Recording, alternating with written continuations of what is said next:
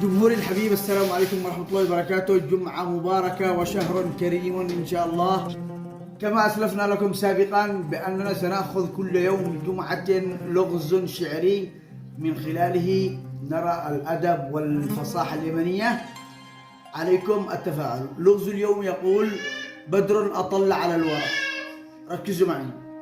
بدر أطل على الورى، نور يضيء ولا ترى، له أم ولم تلد، تحكي ولكن لا ترى، تراها فوق رأسه في حله وإن سرى، وليس من أبنائها ولم يخلق رب الورى.